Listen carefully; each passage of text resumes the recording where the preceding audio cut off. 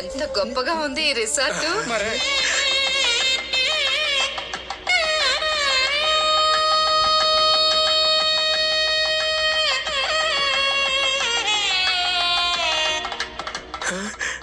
మన డీజే పెళ్లి చాలా గొప్ప పెళ్లి అవుతుందండి.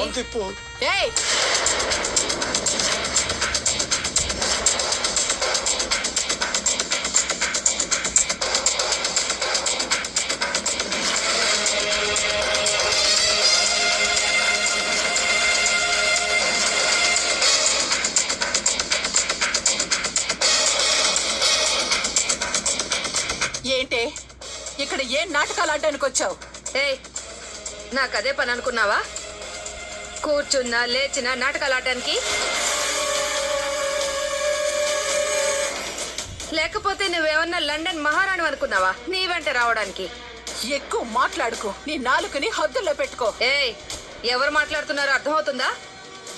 మా అబ్బాయి పెళ్లి కూడా ఈ రిసార్ట్ లోనే. ఆ విషయం తెలీదా నీకు?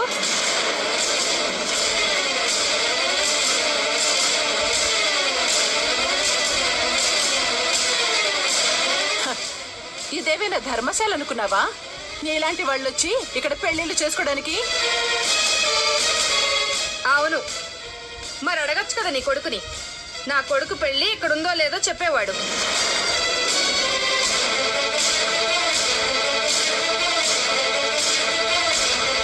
మంజు మేడం వల్లనే నా పెళ్లి కుదిరింది కదమ్మా.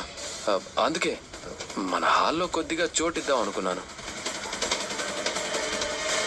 నా పెళ్ళైన తరువాత మండపం డెకరేషన్ సెట్టింగ్స్ ని తీయకుండా అలా ఉంచితే వాళ్ళ పెళ్లికి యూజ్ అవుతాయని అలా చెప్పానమ్మా. సత్య, ఇలా ఎవరైనా ఇస్తారా? ఈ మనుషులంటేనే నాకు అస్సలు నచ్చదు. మమ్మీ, చారిటీ చేయొచ్చు కదా. ఇప్పుడు వాళ్ళ అబ్బాయి పెళ్లి ఉన్నా మనమ్మ గారు ఒక పేదమ్మాయి పెళ్లి విషయంలో సహాయం చేసిందని పబ్లిసిటీ చేసుకోవచ్చమ్మా. గుర్తు పెట్టుకో, పేదదానిలో వచ్చావు, అలాగే ఉండు. ఊరికే డాంబికాలు చూపించుకో. మాకు జనాలు చాలా మంది ఉన్నారు. మీరు మమ్మల్ని సిగ్గుపడేలా చేయకండి. వచ్చిన వాళ్ళని వెంటనే తిరిగి పంపించడానికి కూడా వెనకాడు.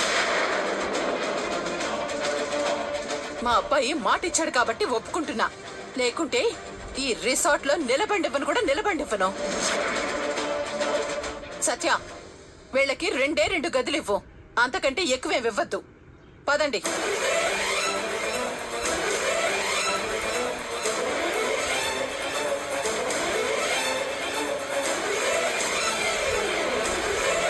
తిప్పు, మన బడ్జెట్ లో ఒక గది కాదు కదా, కనీసం పరుపు కూడా రాదు. నీకు కళ్ళైనా అనిపించిందా మన అబ్బాయి పెళ్లి ఇంత పెద్ద రిసార్ట్ లో జరిపిస్తావని? అసలు ఈ బ్యాగ్ కూడా పాత మార్కెట్ లో తెచ్చిందే. ఇప్పుడు ఇదంతా మన మంచికే అనుకో తిప్పు. అత్తయ్య, ఇప్పుడు ఇదంతా అవసరమా? ఇప్పుడు వాళ్ళు చెప్పినట్టే వింటే పెళ్ళయ్యేంత వరకు, పెళ్లి తర్వాత కూడా వినేలా చేస్తుంది ఆ మనమ్మ. వచ్చావు తెలివి నేర్పించడానికి. పైసా ఖర్చు లేకుండా అన్ని సదుపాయాలు వస్తాయి. మరి ఇక్కడున్నంత వరకు వాళ్ళ మాట వింటే చాలు. ఒక్కసారి పెళ్లి కాని ఆ తర్వాత ఆ మణెమ్మకు ఈ త్రిపుర సుందరి జీవితాంతం గుర్తుండిపోయేలా పాట నేర్పిస్తుంది. నా పేరు త్రిపుర, త్రిపుర సుందరి. ముళ్ళుని ముళ్ళుతోనే ఎలా తీస్తానో చూడు.